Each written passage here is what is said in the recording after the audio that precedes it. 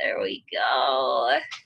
Turn my video off. As you can see, I am still at work too with my lovely uniform on. So we are going to jump right into it because I'm so excited to have Bonnie on the call. It's a crazy time. She's flying out actually super early tomorrow to Nashville. I know I'm headed to Nashville. There's some other coaches on this call heading there, so it's a crazy busy time. But she was kind enough to accept my invitation to speak on our team call and sort of just do a Q&A, because if you haven't watched her bombshell call from Monday yet, my gosh, I actually re-listened to it today. It was genius. So definitely go watch that if you haven't yet. But Bonnie, as you'll see right away, is literally somebody that you can just pick up and hug, and you just like feel like she's your girlfriend right off the bat. So she's just phenomenal to listen to. And currently she's number 6 in the entire company. So that girl sort of knows what she's doing and hasn't even coached for 2 years, might I add. So I'm going to hand it over to Bonnie. She's got some of our top 5 questions to answer, and let's just listen to her and take some notes. I've got a notepad ready, and go for it, Bonnie. Thanks for being with us. You're muted, though.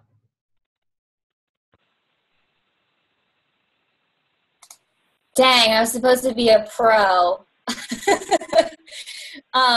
So thanks for having me, Morgs. I'm going to try and keep these answers short and sweet because I'm sure as I talk, there will be more questions. And I always think it is way beneficial as a newer coach, any kind of coach on a Zoom call, to speak up and ask your questions and be heard yourself.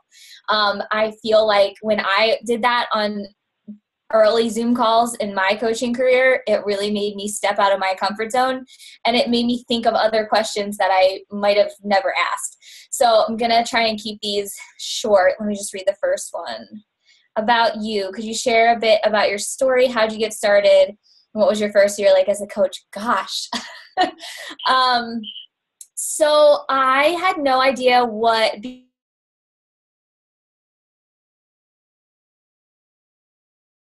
husband before he was my husband. And then a whole bunch of bad stuff happened to us. He lost his job. I lost my job. Our best friend died. We moved to New York City, which was the dumbest decision ever because we had no money. And we were like, let's move to the most expensive city in America. So we did that. We survived that. And then while we were there, he actually applied to be an officer in the Air Force. And that took a couple years for him to get accepted. And once he did get accepted into that, we were stationed in California. And when I first got to California, I didn't know anybody. I had to kind of pick up and start again from scratch, which was really intimidating and scary. And I didn't have any of the skills or knowledge needed to get a full-time job. You know, I kind of had this wayward track record. I was a bartender, I was an actress, I was the director of operations at a medical marketing firm. I was all over the place. Like, you name the career, I had the career. And then in California, I decided I had really bad anxiety, and the thing that was helping me the most was working out. So I was like, okay, I could try and make this a career. So I went and got a job at a gym, and they paid for my personal training certification. And I still wasn't happy. I just didn't find the right thing. I was working maybe 15, 16 hours a day. I would wake up at like 3 o'clock in the morning to go train people before they went into work from like 4:30 to 7. And then I would go to a different gym, teach gymnastics, because I used to be a gymnast when I was younger. Then I would go back to another gym after people got out of work and train them again. And that's when I found Beachbody. And at first, honestly, I thought it was a scam. I was looking on Craigslist, which is illegal to post about coaching on Craigslist, and I saw an ad for coaching, and it was like, make money from home while you're working out. And I was like, okay, all right, money. Like, that stuff doesn't exist, right? So I said scam for a while. I typed it into Google. I found my coach, Lindsay Matway, and I kind of stalked her for like 6 or 7 months, and I said no a couple times. I kept putting it off and putting it off, but always like keeping a wayward eye on her social media, on her website, on her Facebook, on everything that she had put out there. I watched her YouTube videos. So that's why I'm a huge, huge, huge advocate of consistency on your social media, because that is ultimately what made me sign up as a coach. And I wouldn't have signed up if she wasn't sharing the lifestyle, if she wasn't posting about what coaching had to offer, I would have just brushed it off as a scam and never pulled that trigger. So that's a little bit about me before I became a coach. When I first became a coach, I was still working those 15, 16 hours a day because we were in enormous amounts of debt. And my husband, being in the Air Force, wasn't exactly bringing in huge bacon, so we were struggling. I had about $3,000 or $4,000 a month student loan payments on top of all our regular bills. So I was burning the midnight oil, so to speak, when I first became a coach. And I will be completely honest with you guys. My first year as a coach sucked. Like, sucked really, really bad. Because your first year is hard. I'm not going to lie to you. I say it to all of my prospects. I say it to all of my new coaches. The first year is super hard. And you will want to quit. And you will say that it's not working for you. And you will make excuses. These are all things that I did in the beginning. But the most important thing, and the really cool thing as well, is that the only way you can fail at this is if you quit, is if you stop doing it. And that's what kept me going time after time. I know we hear like, hold on to your why and all that stuff, but I'm a huge advocate of, if I know that I just keep on going, I know that I won't fail, that keeps me going. Like, I'm telling you guys, I would wake up at 3 o'clock, go into the gym, work until 11 o'clock at night, and then come home and work until 1 a.m. and get 2 hours of sleep on Beachbody stuff. I'd be in my bed in the dark, YouTubing stuff. And I honestly think when people message me and they say, what's your secret? Or how in under 2 years have you climbed so high and all this stuff? I just don't stop. And that is like my little golden nugget that I try to tell everybody when they ask me about, oh, what's your story? And how do you quickly create and generate this success? You have to be super hungry for it. And you have to be willing to say all those times in the first year when you want to give up, because it's going to suck. I'm not going to lie. But all those times, once you keep going, they A, each teach you a lesson, and then B, it's just generating more momentum for you down the road. Let me see. Behavior of a top coach. What do you feel is your most vital behavior in your business and that a newer coach should have? Good question.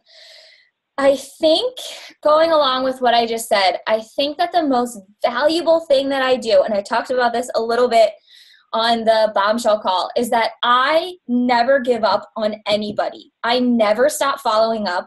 I never let anybody fall through the cracks. I never take a break.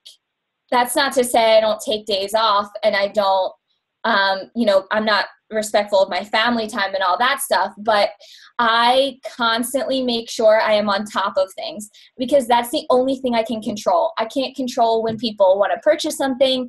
I can't control when someone else is going to be successful. All I can control is that I keep doing the 3 behaviors that I was taught in the beginning. And I know that sounds simple, and I know that's probably not like the greatest secret to success that you were hoping to hear, but that is the most important thing in my business that keeps pushing me forward. In the beginning, I think that the most important thing that I did was find my own voice because it's hard. We're bombshells, right? It's hard to not be Lindsay Matway, Morgan Rieger, Brittany Leggett. It's hard to not just replicate those things. And in the beginning, that's what I was doing. I was watching everybody else and I was kind of emulating their posts and not really showing who I was or showing what was special about me and the business together. And I think once I started to kind of put my blinders on and say, okay, I know the kind of content I need to post. Now let me focus on bringing myself out in that content, if that makes sense. I don't even know if that makes sense. But once I started bringing my own personality into those vital behaviors, into posting on my Facebook, making my business page, and not just posting what bombshells post, then I started to see a huge jump in my business when I started to get real and share that gritty stuff that people are looking for. Because at the end of the day, people follow me because I'm Bonnie, not because I'm Morgan, not because I'm Lindsay and all of those things. So that would be my number one tip to a new coach. I know it's super hard to come up with content and know what to share. Take those examples, follow those coaches for a couple months, but then kind of, put your blinders on and say, okay, I know my tools now. Now I just need to run with it. Social media. What form of social media do you use the most, and has it changed from when you started? What top tip could you share a new coach starting to use social media for the first time? Okay, so in the beginning, I rarely use social media. I mean, I had like 200 or 300 friends on Facebook. I just did that thing where you delete everybody that you don't talk to all the time. I like went through my friends list and I was like, oh, who's this person? I don't want them seeing my business, all that stuff that you do on Facebook. And then as soon as I signed up as a coach and got my first welcome email, I was like, crap, you use social media? Like I just deleted everyone. Now they're all pissed at me. So the last thing I want everyone to think is that I was always some social media guru, or like I had this huge network of friends, which just wasn't the case. And my husband and I had just moved to a place that we had never been in our lives. So it wasn't like I had a huge community to pull from either. So I think it's important to kind of point out that everything I've built from scratch, from starting from zero. And I didn't have a huge warm market, and I didn't, have success right off the bat. It's funny, Time Hopper reminds me of that every single day. But a cool kind of experiment to do, gosh, I got sunburned today. A cool kind of experiment to do is to go back to your timeline from when you first started being a coach, or if you're a newer coach, keep track of this, and watch the same kind of posts that I do now that I did in the beginning of my business get way more traction, because I've taken that time to build up that consistency, to build up that kind of like collateral with people, right? They want to know that you have a history with this. And if you're new, that's okay too. That's part of the battle. If everybody just signed up and they were all of a sudden successful on social media, then we'd all be top coach, and that's just not the case. The social media that I use the most, and I've built my entire business strictly from Facebook. I tried really hard to know Instagram, and me and Instagram just don't really jive. I don't know. And I felt like it was taking time away from the stuff that I already knew to learn it. And I don't think that that's good business practice. I think that you should choose the one that you know the most already. So even though I didn't post on Facebook, I knew how to log on. I knew how to message people. I knew how to put a picture on there. Very basic stuff, right? So I just started to build on that knowledge, because that outlet was going to take me the least amount of time. And in this business, you'll learn that you should spend the majority of your time not concentrated on learning things, but concentrated on business building activities. So messaging people, following up, doing a challenge group post. And that's the number one thing that kills me. So after my bombshell call last week, I received like 1 billion messages from coaches asking me about the book that I talked about on the call, which was about social media marketing and creating social currency. And I'm kicking myself for mentioning the book, because I will tell you, all of the messages were from new coaches. When you are a new coach, you do not need to read a book on social media currency. When you are a new coach, you need to concentrate on getting to Success Club every single month. And if you're not a new coach on this call, tell this to your new coaches. In the beginning, don't worry so much about figuring out all the social medias, about making your pictures the prettiest, about making the best posts. Worry about getting out there and reaching out to people, sending those messages. If you've had a really long day at work and you have 10 minutes in your business, those 10 minutes should be used answering messages or reaching out to new people, not creating a post, not any of that other stuff. That's just something that I learned in the beginning that was a mistake, because I tried to become the master of many things instead of just focusing really clearly on, okay, what's going to drive my business forward right now? Then once it's being driven forward, I can kind of figure out the rest from there. Challenge groups. How do you personally attract people to help in your challenge groups and then continue to keep them engaged once they are in? So challenge groups for me are different. I didn't have a huge physical transformation when I first joined Beachbody. So I didn't have a ton of weight to lose or, an outward transformation. Mine was more inward and dealing with like depression and anxiety, and it kind of changed that part of me. So it's a little bit harder to convey through pictures, right? Because I didn't have the standard before and after. So it's actually a good example, because I get that a lot from new coaches. They say, oh, I don't have a before and after yet, or I don't have a transformation. So for me, I focused on putting it all out there. And I know that sounds really scary, and I know it's kind of not really what you want to hear, but I remember the first post that I did that got me real challengers, not just my mom and my husband and my best friend and my cousin, because those were all my first challengers, but real legit people who had the same goals as me. I talked about my anxiety, and it was super scary for me. I had to post and then run out of the room. And I did a lot of, I would post and then like stare at it and like wait to see like what the reaction was.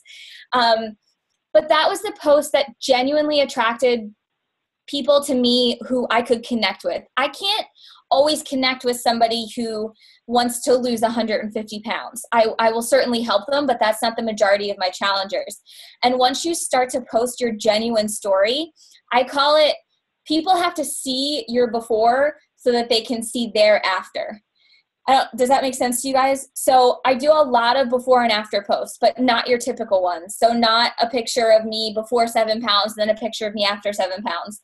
I do a lot of things that paint the picture of who I was before Beachbody. One day I might do financially. What did Bonnie look like before Beachbody, and what does she look like now? The next day it might be inward, like confidence or something. What did I look like, inside before Beachbody, and what do I look like now?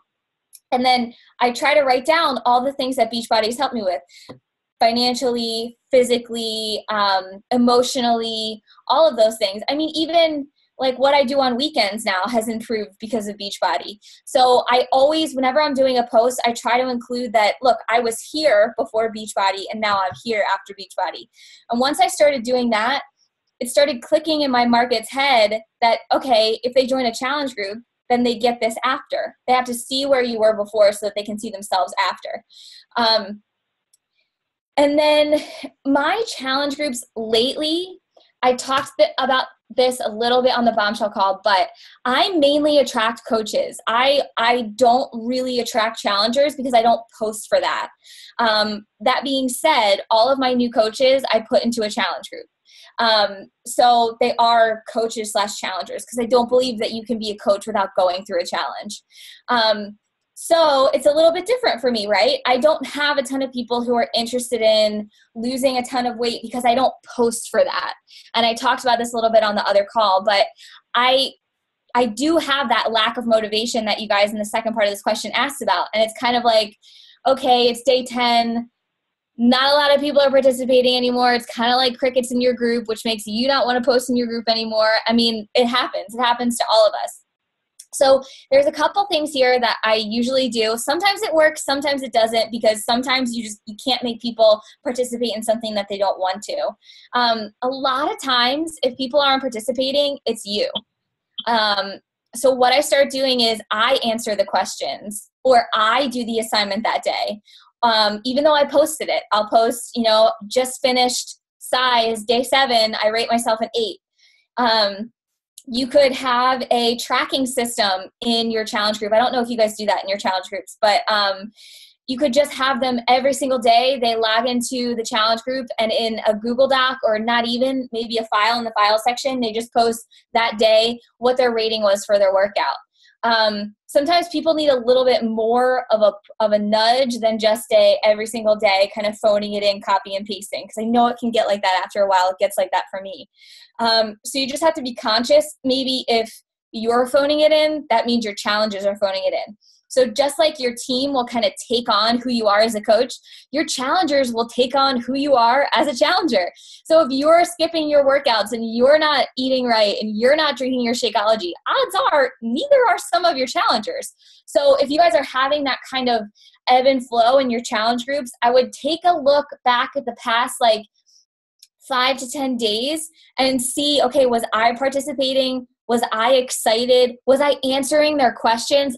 This is horrifying to admit, but sometimes I will go into a challenge group and I will have missed 5 questions. And it's already hard for people to post in a challenge group, right? So as soon as they see you're not paying attention or you're not answering a question, they automatically pull back. And they're automatically, more inclined to not post anymore. So those are a couple of my tips that I would say in challenge groups.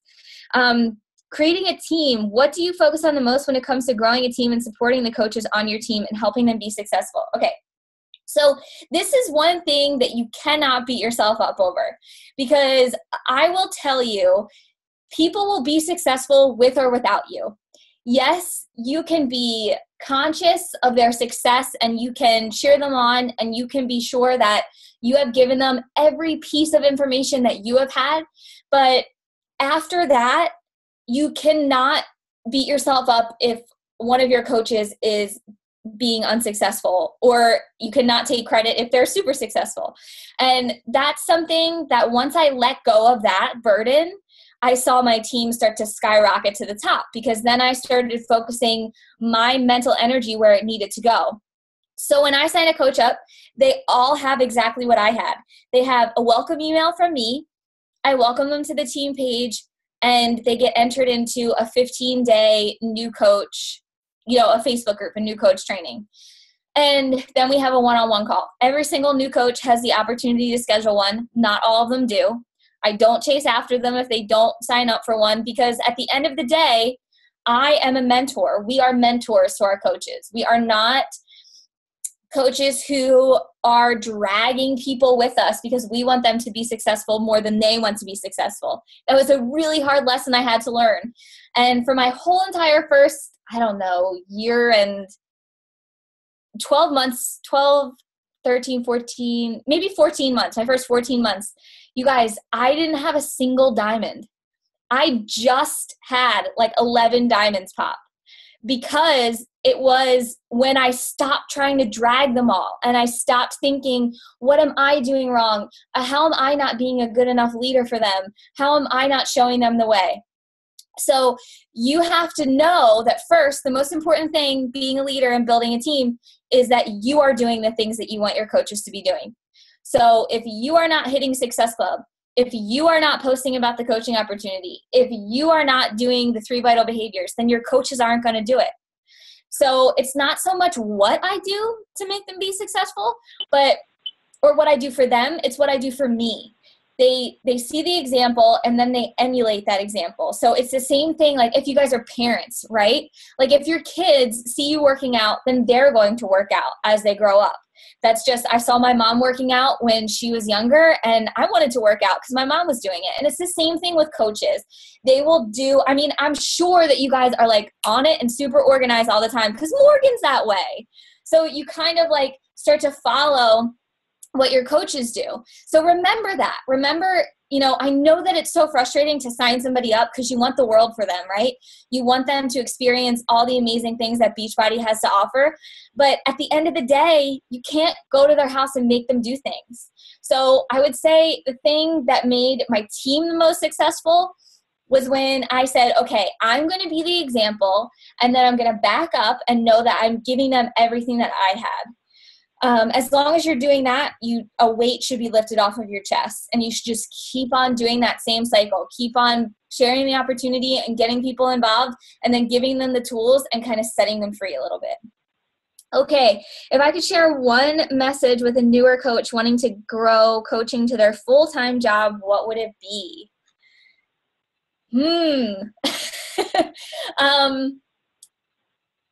I know that I kind of sound like a broken record on this, but be always hungry.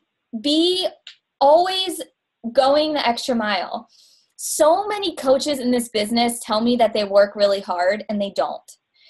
I would say, first of all, write out what you think success is. Like if you and full-time means something different to everybody, right? Just like success does. So for me, full-time, I needed quite a bit to go full-time. So it took me a little bit longer to finally quit all of my jobs. Want to be full-time, you should have a money amount that you need, a time amount every day that you need. You should have clear-cut things that you need to hit.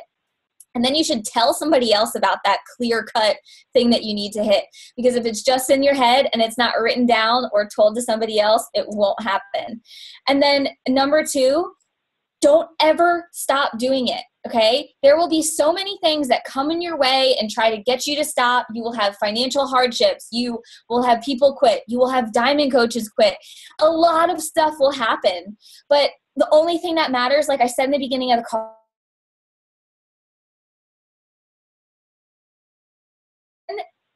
Honestly, in the beginning, I was so hungry that I never stopped. I mean, I probably looked like a zombie in all of my first videos because they were all made at 2 a.m. Just know that as long as you put that work in the beginning and know that something else is coming, it will come. And that's the thing that I just wish I could give to people more. I wish I could tell them, look, like, I'm no different than anybody. I am the same as everybody else. I don't have any special skills. The only special skill I have is that I never stop. So I think that's what I would tell people. I think that would be my one tip. I'm sorry if I rambled, you guys, but those are all the questions. If you guys have more, I would be more than willing to answer them.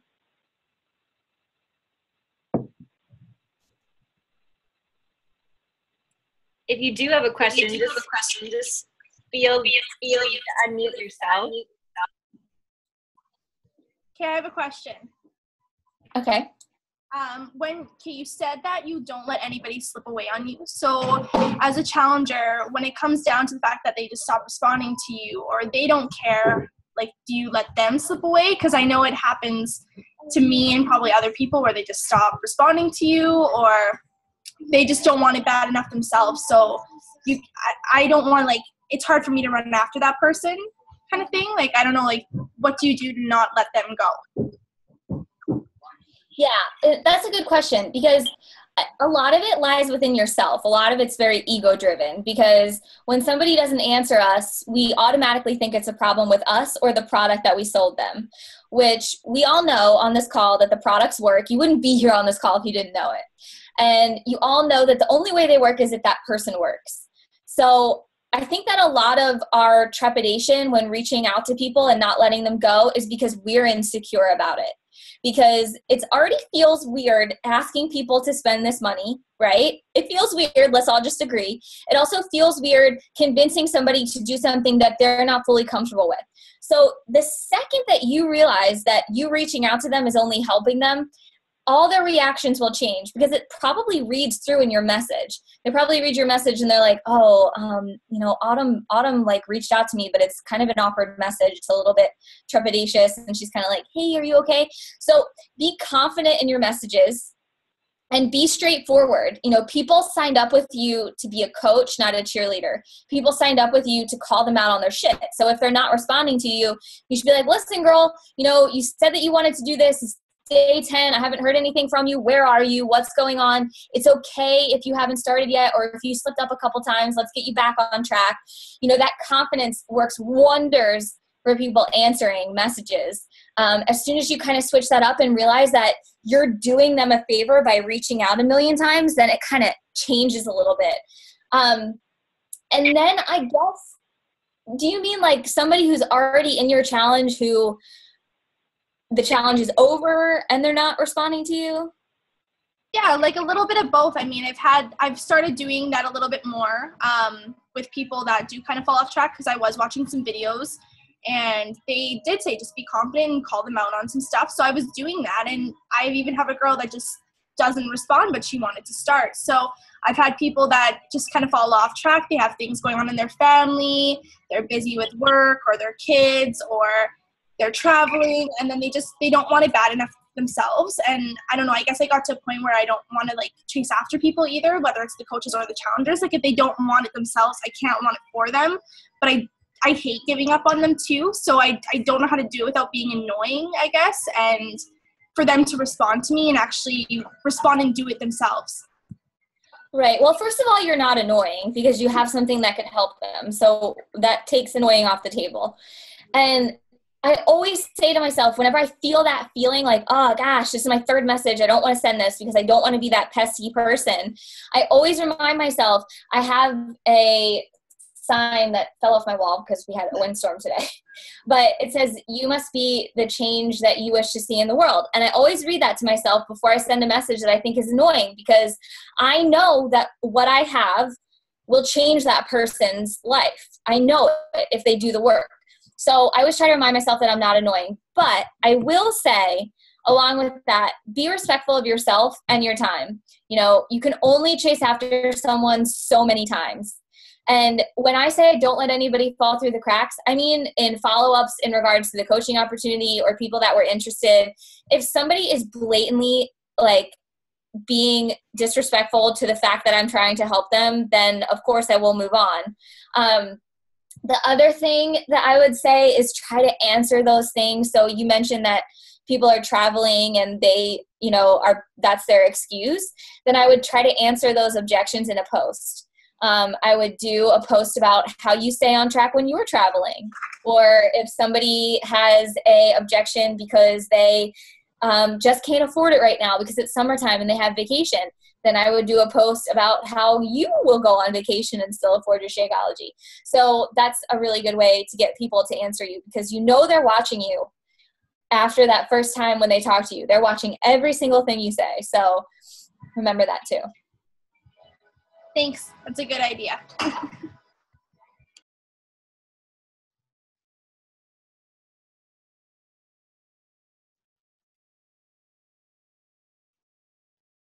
I have a question. When you do your welcome call for new coaches, what topics do you guys talk about, and what are your, do you have a guide that you follow for that? I don't. I tried to use one for a while, but it just made me sound really weird. I'm so much more of if I have a script to follow, I sound like a robot. So I think that the most important part of having a team and having coaches is to make connections with them, because we spend a lot of time together and it would be very awkward if we didn't like each other. So I try very hard on the first call to make connections to their life, ask them about, how their summer's going, what their family life looks like, what attracted. And then I always make sure I talk about hitting Success Club in their first month, because that is the only measure that I have of success for a new coach. I know that when they hit Success Club, they are even for their challenge pack purchase. I know that they have 3 new challengers to put in our challenge group, so they will have other people who have results. And I know that that's their first win. So the average time that people stay in network marketing is 3 months if they don't hit Success Club, or if they don't hit their first goal or whatever. Ours happens to be Success Club. So if they do hit that first goal in the first month, the average time they stay in is 7 months. So, if that's without saying the lifers, people like us, but that is the average time for people. And I know that if I can get them to that goal, that's the most important thing for their first month, because that will give them confidence and all those other things I listed. So I make sure I always talk about that. I didn't do that in the beginning, and I think that was a mistake, because I tried to follow those scripts about here's how you set up your direct deposit and all this stuff. I just kind of put that script aside and was like, okay, what would I want to hear if I was a new coach? And that's a really good point too. Don't stress yourself out about what am I supposed to say to these people, or what am I supposed to communicate? I would honestly just be yourself and think about when you were a new coach, what do you wish you heard, or what do you wish you knew?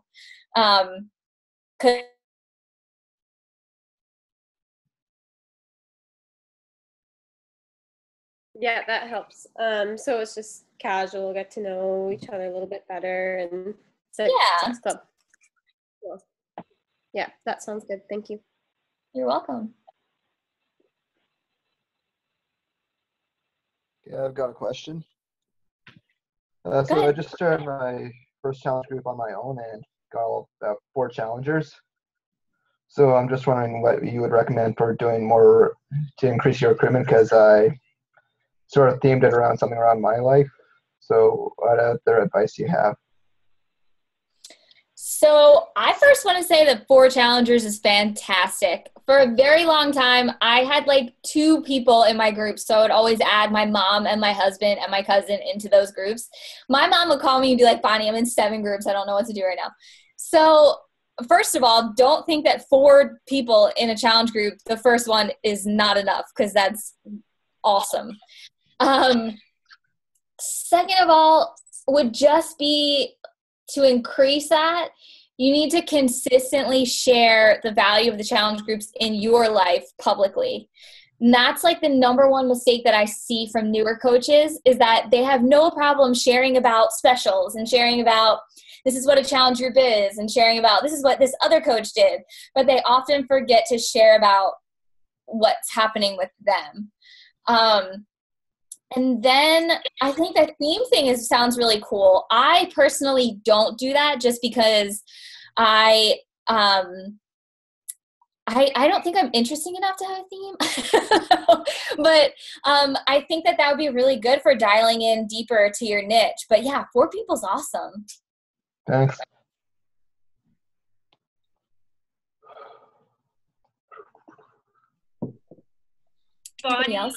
Bonnie, a question came up last minute in our Facebook group, and you're going to love this one. How do you stay so freaking positive? Oh, that's hysterical. You guys, I'm always positive. I mean, not that I'm not always positive, but this is an interesting question. So first of all, I mean, what we do when you really take a step back and look at it is freaking awesome. I mean, I was complaining the other day about something about rank, and I really had to take a step back and say, you know what, like, we are privileged to have said yes to this opportunity and to get the chance to do this all day. I mean, this is what we do for a living. I'm sitting here in my pajamas doing a team call for a friend. So I always try to remind myself of that every time I start to get down, every time somebody says no, every time somebody gives me an objection, because it can get very frustrating. I've been there. I've cried. I've screamed. I've said I'm quitting. I've done all of it, you guys. But there also comes a point. So I always try to remember that, number one. And then number two, I try to be really real on my Facebook page. I think that if you follow me, you'll understand what I'm about to say, but I try to include those things that aren't so positive all the time. Like I give it to my followers straight. You know, I tell them when I'm having a bad day. I tell them when something's a struggle. I tell them when it's a lot of hard work, but I always try to spin the end of a post into a positive.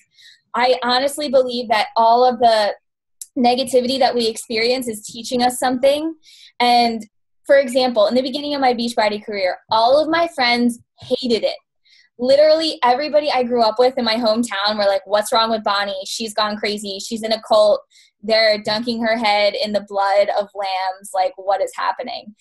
And these were girls who were in my wedding. I mean, it was a dark time. They took me aside and they were like, we need to talk to you. And there was a month where I considered quitting Beachbody. I didn't post for a long time. This was actually last year at this time. And that taught me so much, you guys. Every single day when I wake up with butterflies because I get to do this. Sometimes I wake up like, oh, where am I supposed to be? My alarm didn't go off because I worked so hard for so long, and now this is my life. And I always think about that time when I had this pushback and how hard it was for me. I cried pretty much every day, and I said, I don't know if I'm strong enough to do this. And now my thought is, oh my God, what if I would have quit because of that one negative time? So I try as hard as I can to use those negative times to fuel the positive. And then honestly, my Facebook page, people come to us and look at us because we are positive. So it wouldn't do me any favors if I showed everybody when I was negative all the time. That is one of our blessings. That is what sets us aside from a personal trainer, from, you know, a nutritionist. People come to us for life positivity, to live this life. So when I do tell people negative things, I always try to spin it in a positive. And then, I mean, how could I not be positive, you guys? Like, I mean, this is awesome. I don't even know if that was an answer, but that totally was. And I drink a lot of Shinko, so. Did anybody have any last minute questions for Bonnie before we wrap up? I have a question.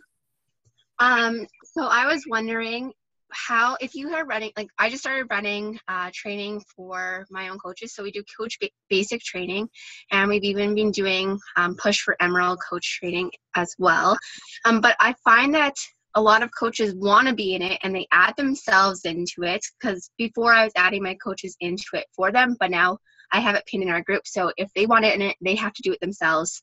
And that tells me that they're interested and they're going to engage. But I always find that they'll like it or they'll kind of comment on it. But then a couple days later, I'll have them message me and ask me the exact same question we just covered the day before.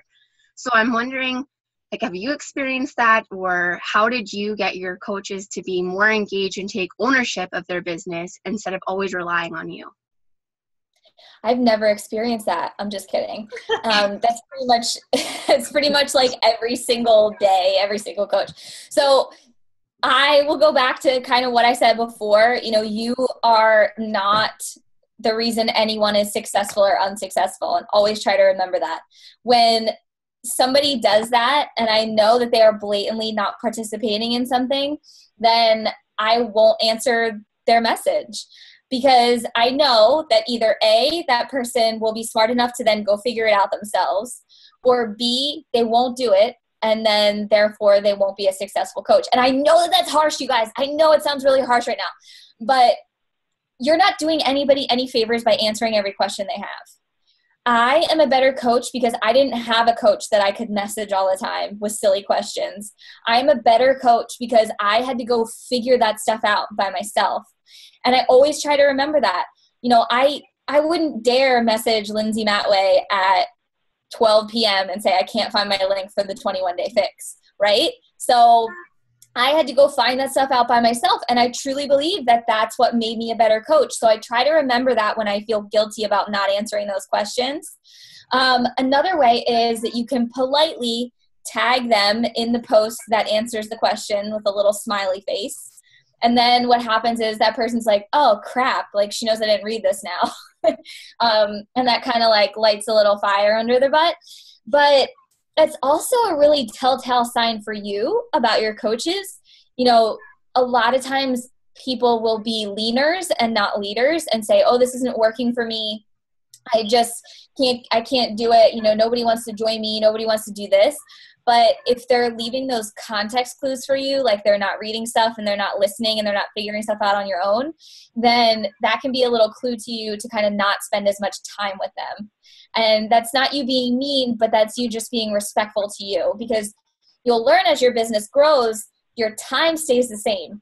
So the amount of people that you're sponsoring will grow and grow and grow, but your, you know, time in the day doesn't grow and grow and grow. So you have to kind of decide where it's most beneficial for you to spend your time and where it's not. And those are really good clues to figure that out. You know, you could have like a list that's like, leaders. So when you're really rushed and you have a couple questions, you know, you answer the questions from the coaches who are doing the legwork too. Perfect. Thank you. Yeah.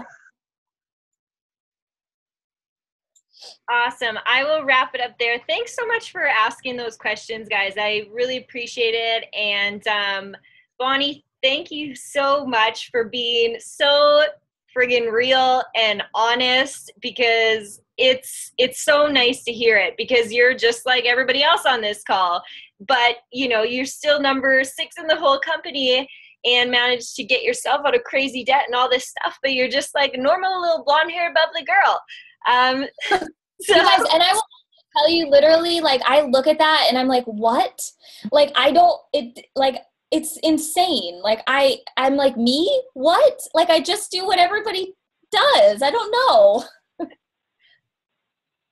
Well, you are just amazing, and we're all super happy for you. And thank you again for taking this time to chat with us. I know early flights are coming up soon, and I'm so excited to see you.